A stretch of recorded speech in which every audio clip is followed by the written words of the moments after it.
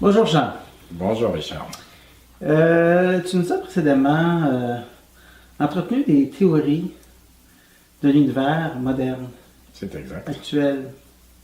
Tu les as qualifiées de scientifiques.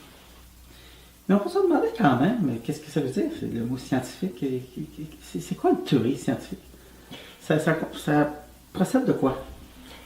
Alors en fait, comme on disait les manières précédentes, à chaque fois, notre science est basée sur la science des Grecs.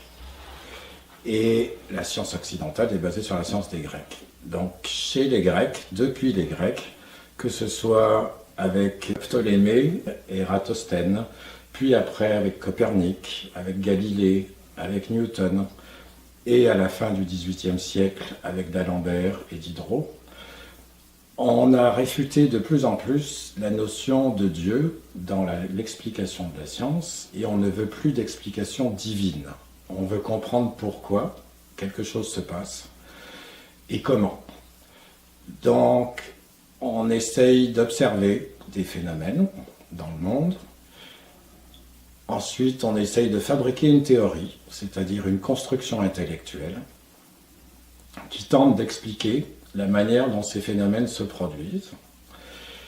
Et à partir de là, pendant qu'on fabrique cette théorie, on essaye de prendre en compte les différentes critiques que des gens pourraient faire pour essayer, comme on dit de manière traditionnelle, de jouer l'avocat du diable. Et une fois qu'on a établi ça, on prévoit de faire éventuellement de futures prédictions pour de futures observations qui permettraient de confirmer cette théorie. Et tout ceci est ce qu'on appelle une démarche scientifique.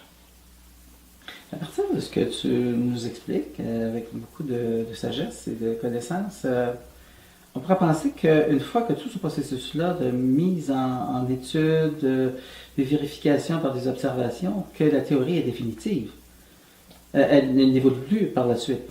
On pourrait le penser, et alors qu'au contraire, le fondement de la démarche scientifique est que toute théorie qui a été établie, créée, il suffit d'avoir un contre-exemple, une seule chose qui infirme cette théorie, que ce soit une prédiction future qui n'est pas remplie, que ce soit une observation, que ce soit un contre-exemple quelconque, suffit à remettre en cause la théorie. Un seul contre-exemple. Et par conséquent, le doute est un centre, un outil puissant dans la démarche scientifique, puisque, comme on a dit tout à l'heure, on se fait l'avocat du diable, pendant qu'on construit la théorie, mais après qu'une théorie est construite, on va tenter, et tous les scientifiques de la communauté vont tenter de démolir cette théorie en trouvant des arguments qui permettraient de la contredire. Et si on n'arrive pas à trouver des arguments, ou si tous les arguments qu'on essaye de trouver s'expliquent finalement dans le cadre de la théorie, se sort de plus en plus renforcé. Et par conséquent, le travail d'un scientifique est fondamentalement basé sur le doute.